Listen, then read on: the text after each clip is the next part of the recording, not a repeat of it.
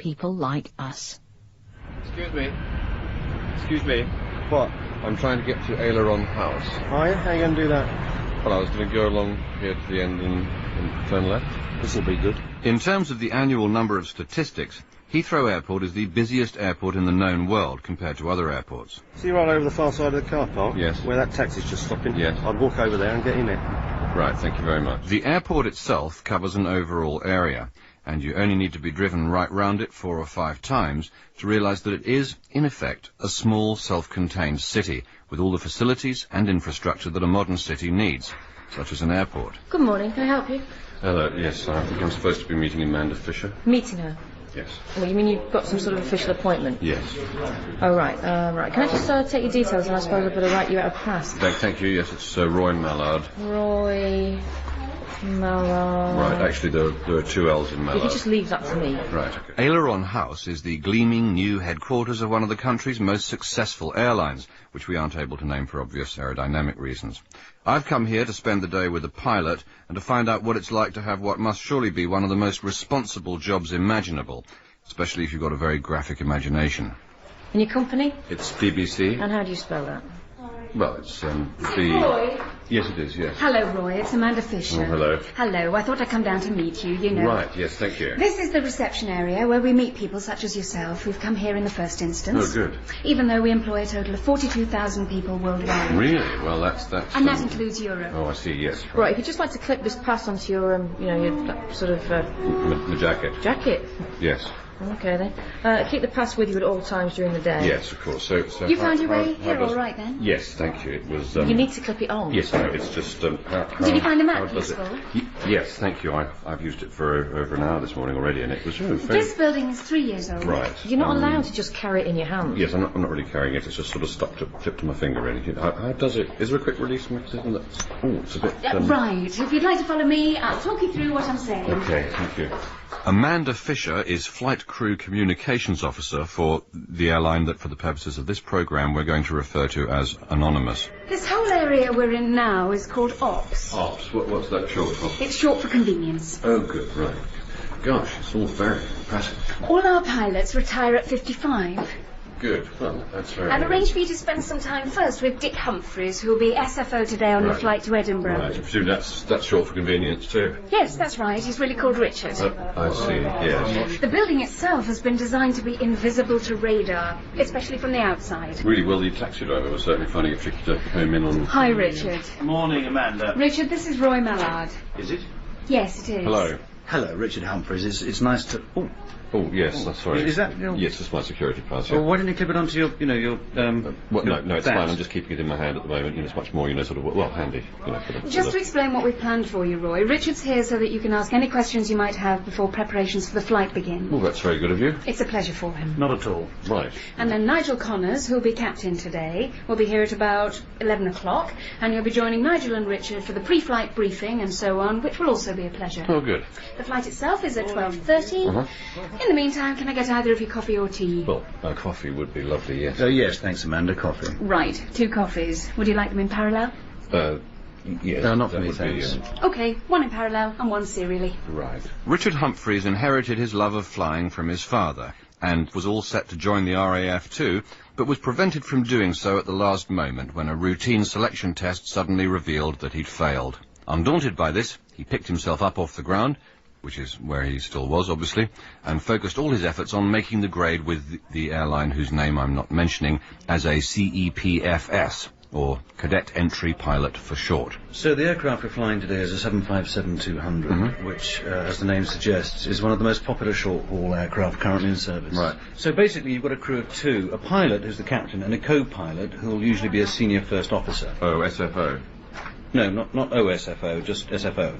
Oh, I see. Oh, I see. No, that's quite different. That's officer in charge, I think. It's bloody confusing, I know. Do stop me if I say anything that doesn't make sense. Right. What? No, nothing. No, I just... So, yes, actually, something I've always been fascinated by, never really grasped properly, is, basically how a plane stays in the air. Oh, yes, right. Yes. I remember doing it in physics at school, but there was so much theory that I... Well, the theory is why it stays up. Yes, but... If you took away the theory, even for a moment, it would just plummet like a stone. Yes, right, but I mean... Basically, it's all to do with... Well, look, shall I draw it on the board? well, yes, that would be... Basically, it's all to do with pressure differences between the top and bottom of the wing. Right. Isn't it something to do with why a cricket ball swings through the air? No, that's complete fluke. Oh, right, I see. Yeah. So this is your basic aerofoil shape. Right. This is the cross-section, obviously. Oh, good. Okay. Now, you'll notice that the top of the wing has this nice steep curve to it. Yes, that's very nice. So we'll label this side S for steep. Right, okay. Whereas the bottom has a much more shallow curve. So let's label this side S for shallow. Right, S.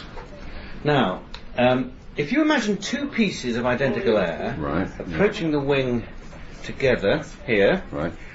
We'll call this one particle A, and this one particle A as well, because they're identical. Yes, right. Now, they get divided here, at the front edge of the wing, which we'll call F for front, but they've got to meet up again at the trailing edge at the point where these flaps are.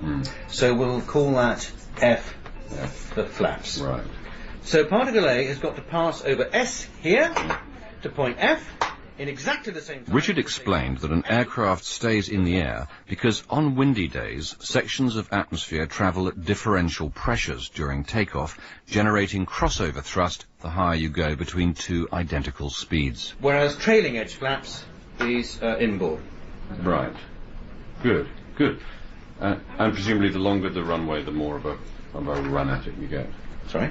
Right, how's it going? Very well, thank you. I've organised your coffee for you. Oh, thank you. It's on its way. The milk's currently at Stansted. Excellent. Right. So, has Richard told you everything you need to know? Yes, it's been... Goodness me, he's even drawn you a map of Eastern Europe. Well... Now, you're not a nervous flyer, are you, or anything like that? Oh, no. What I always say is, what is there to be nervous about? I mean, what is there to be... Or afraid of confined spaces? No. Confined spaces. You'll be flying with Richard and Nigel on the flight deck today. Oh, how... Morning, everyone. Oh, Nigel. Morning, Amanda. Morning, Richard. Morning. Morning. Sorry, I don't know your name. Roy Mallard. No, really, it is. Right, well, morning. Good morning. It's nice to... Oh, Sorry, yes. what's that? It's just my Roy, pass. this is Nigel Connors. Wouldn't it be easy to clip it onto your... that little sort of... No, really, it's fine. I just I can put my hand on it whenever I... He doesn't want to let go of it. Okay, understood. Captain Nigel Connors has over 20 years' experience as a pilot. He's now amongst the most senior pilots employed by Anonymous Airways and has flown into every major European airport, Barcelona. Well, we ought to be getting over to briefing if you're ready. Yes, he is. Yes, absolutely. Copy that. What? Copy that. Let's go. Like most pilots of his age, he's 49, lives in Surrey and is married with 2 children. His wife, Vicky, was once herself an air stewardess, though they actually met through their local tennis club, where she used to change into tennis kit. Right, okay, that all looks okay. Bit of an occlusion over Northern Ireland. Yeah. That's nothing to worry about at the moment. An occlusion. Yes, that's this big dark area over here. Look. Oh, yes, my God, it's enormous. No, that's America. Oh, right, yes. You're not a nervous flyer or anything? No, not at all. Or afraid of No, confined... I'm not, no. Right. The mention of a briefing room had conjured up monochrome images of a Nissen hut with brill-creamed pilots sitting in rows with pipes and a wing commander standing in front of a large blackboard with wooden legs.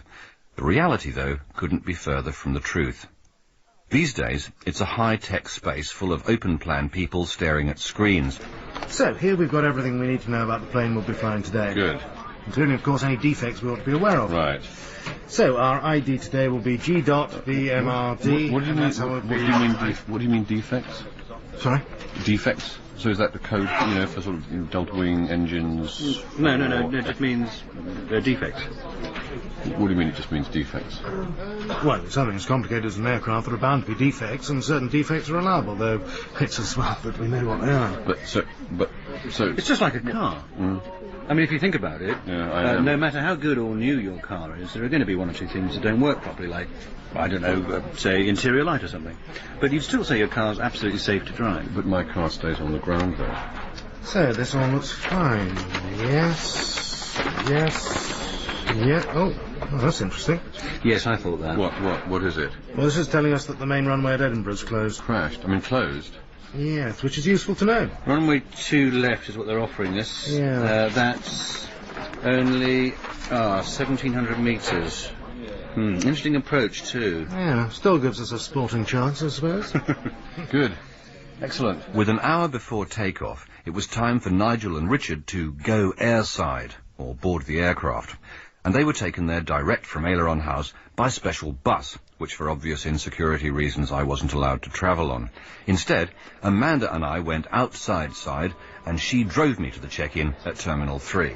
We currently fly to 97 countries, not counting the luggage involved. Really? Good morning. Have you got a ticket with you? Yes, good morning. Right.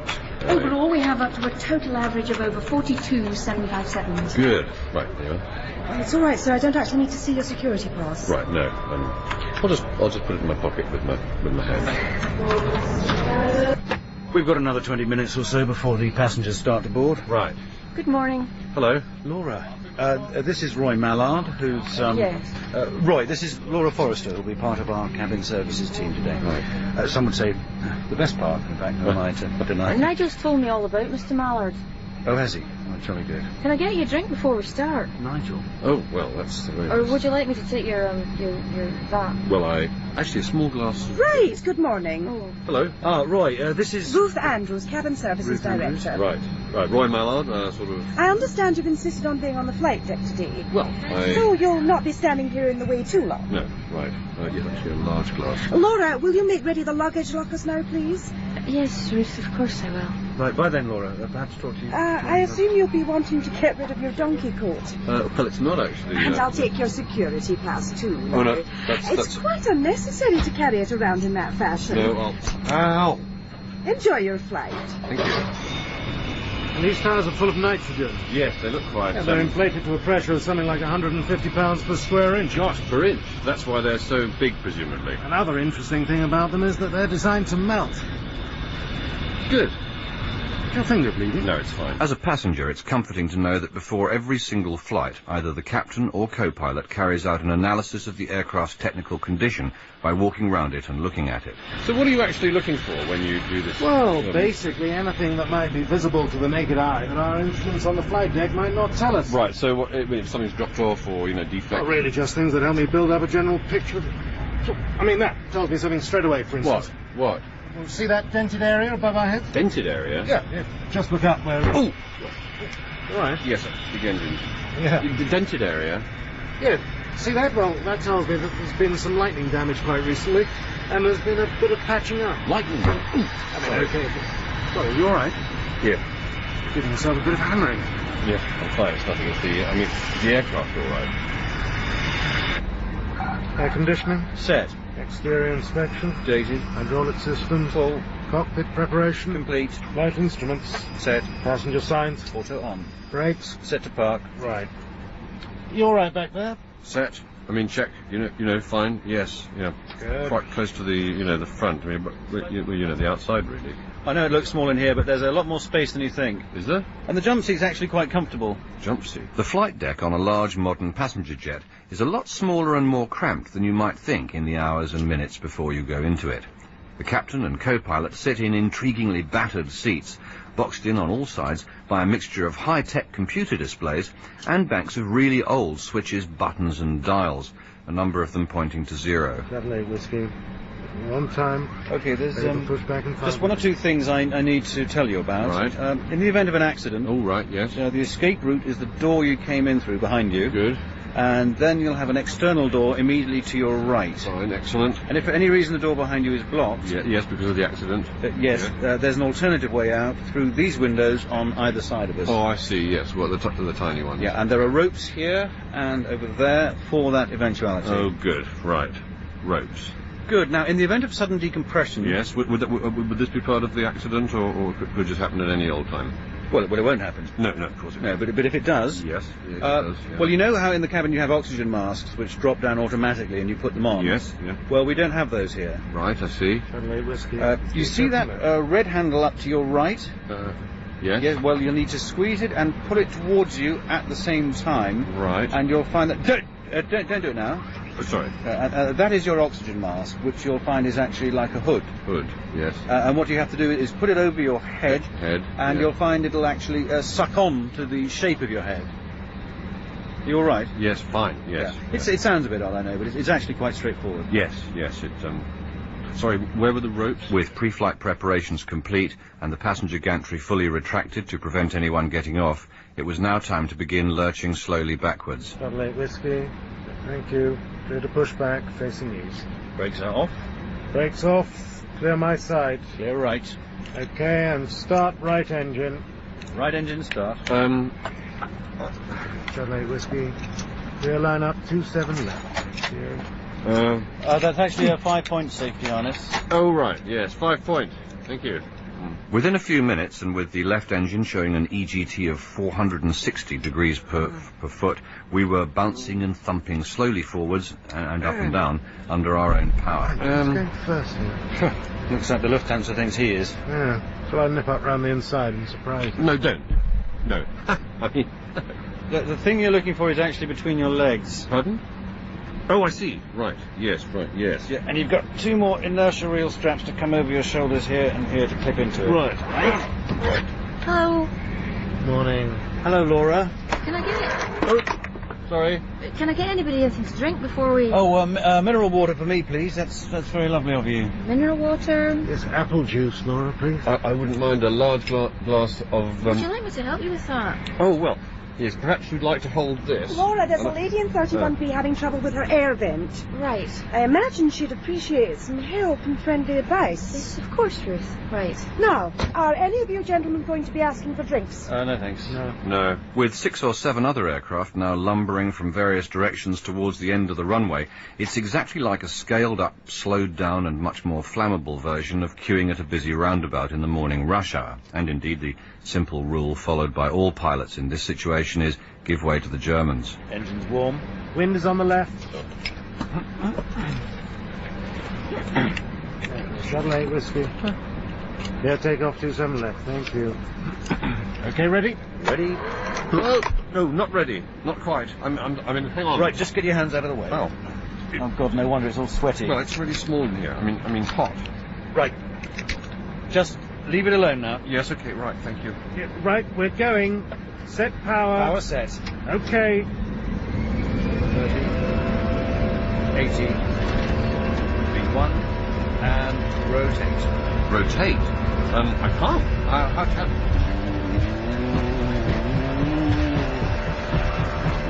Climbing at an engine pressure ratio of 1,400 altimeters per foot, we were through low cloud and almost before I could draw breath into clear blue white sunshine.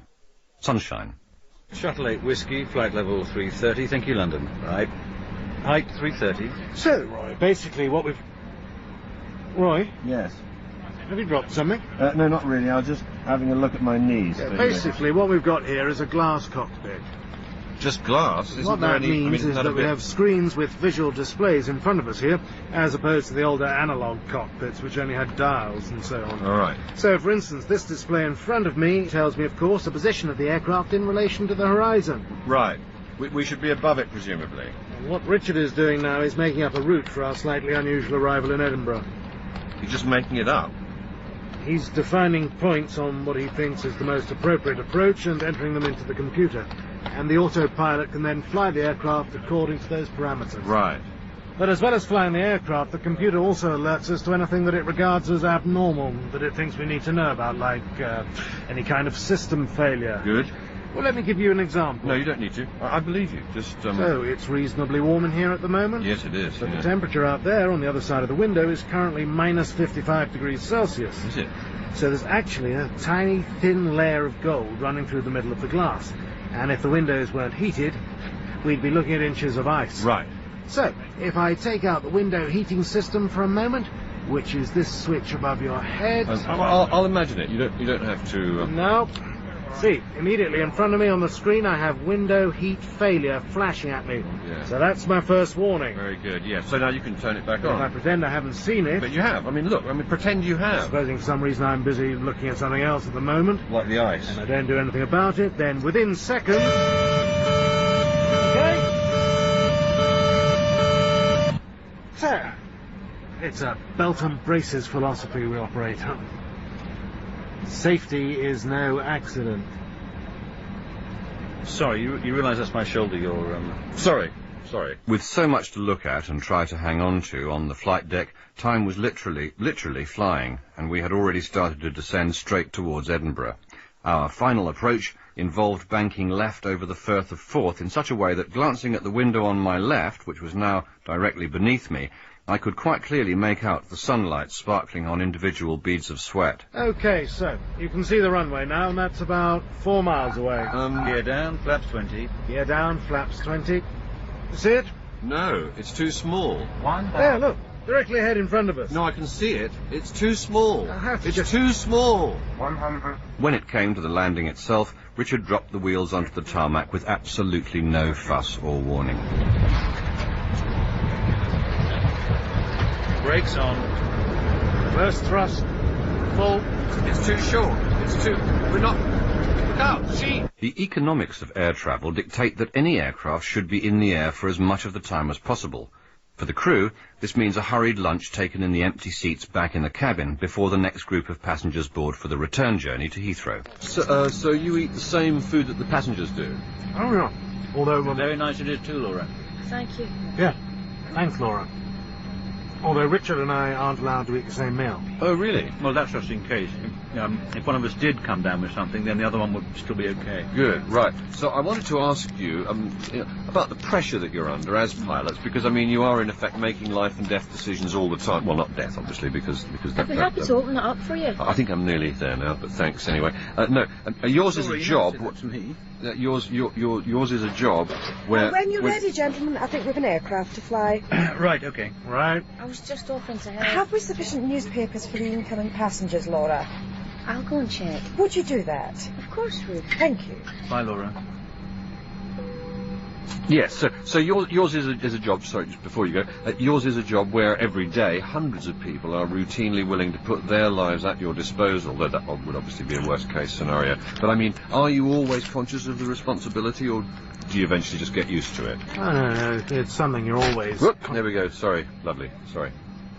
You're always conscious of the responsibility, and it's a pressure. I mean, every single decision we make simply has to be correct. We have to be right all the time, and, well, there can't be too many jobs like that. No, well, perhaps hope. Right. Are you enjoying that? Yes, lovely and moist. Also very nice. It's a free country, of course, but you realise it's your hand wipe you've eaten. Lovely. I expect we'll be sitting around on the tarmac for hours before we finally get off the ground. Doing one of these magazines. They're rubbish. No thanks. My name's Roy. I mean, what's the point in going through the whole charade of asking you where you want to sit? Well, you ask not for a window seat, make it quite clear. Where do you bloody end up? Yes. Nigel and Richard's joint idea was that sitting in the passenger cabin for the return journey would leave me free to consider the human side of air travel as it affected ordinary people. And you make a point of saying, near the centre of the air...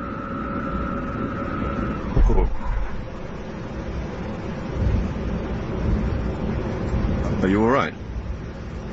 That was just the wing flaps being set for vertical rotating. It's nothing to... It's quite normal. As it turned out, though, I was sitting next to Peter, a man in his mid to late 30s with a beard and a white face, whose other life circumstances were nothing to me. It's all to do with creating more pressure for the... So that, do you play cricket? Good. If you want to swap seats so you don't have to sit by... I'm all right. Okay, good. Shut up. Yeah, good. Right. Well, here we go. I think this is quite normal. So, I mean, sorry, I'm doing... Can I hold you? Right. Well... I'm not, you know... No. It's just... Yes. We'll be cruising at 35,000 feet at a speed of about 480 knots. In the meantime, I hope you enjoy the rest I mean, in the end, I agreed to go on a fear of flying course. Good. But that made it 10 times worse. Oh, dear. I mean, do you realise they don't even look out the window? Oh, you see, but they don't need to because it's a glass cockpit. All they do is stare at a load of bloody screens. Yeah, but they've got ropes and everything. See, no safety is an accident. No, I mean, no accidents. My point is, what if the information on their screens isn't correct? Well, They... You see, that's what happened in America when that jet crashed straight into a river in this documentary just after takeoff. Yeah, well, let's not... Turns out they never had full power on at any time because the engines were full of bloody ice. Should we let go hands Of now? course, the sensor was iced up as well, so they thought everything was fine. Did they? And just staring at their screens and thinking, yawn, another day at the office, next thing, straight into a bridge and... Yes. Please don't leave me. I'm sorry, I'm with the BBC. Level at 3,800. 3,800. That's the Serpentine down there, look, Roy. And Buckingham Palace. Can you see? No. And over there, that's a good view of Canary Wharf, look. I was eager to get back to the flight deck to enjoy my second landing of the day. Because of correctly functioning instruments, we flew over both Tower Bridge and the river beneath it on the descent into Heathrow, landing in a crosswind which forced Nigel to fly the aircraft sideways for the last 2 miles and meant that I couldn't actually see the runway at all until well after I'd opened my eyes. Here's your sort of duffel. Oh, thank you. Yes. You'll be okay now? Yes, thank you. Yeah. Nervous little schoolgirl, the memory. Oh, hello. Hello, I was just, Hi, Laura. I was just... What happened? We thought you'd gone. Yeah, I was going, and then I thought I might just, sit down for a while and take in the air conditioning, and... You never helped me on with my coat, Laura. Modern air flying means that pilots today lead paradoxical lives. The core of what they do is fundamentally and meticulously routine, but beneath this always, sometimes up to about 40,000 feet beneath it, lies the potential for the most intense human drama it's possible to imagine.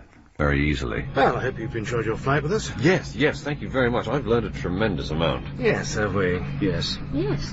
Right, well, thank you again, and goodbye.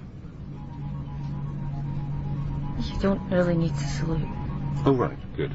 Right. Are you not gone yet? Laura, you must let the gentleman go. Look, you old bag. All I was... He's just going, Ruth. Yes, he's just going. Right, yes, I'm just going. Right. Thank you. Good. Perhaps one day computers will replace pilots automatically. In the meantime, for most of us, it's comforting to know that every time we fly, our destinies are in the hands of people basically like us, with real human strengths and really good training. Roy, hello. Hello. So how did it... Are you okay? Yes, lovely, thank you. I've got my car and I'll drive you back. No, that's fine, thanks, I'll walk. But it's miles, let me... No, really, I'll just stay in contact with, with my feet Air first. travel worldwide has grown by 7% in the last decade. Good.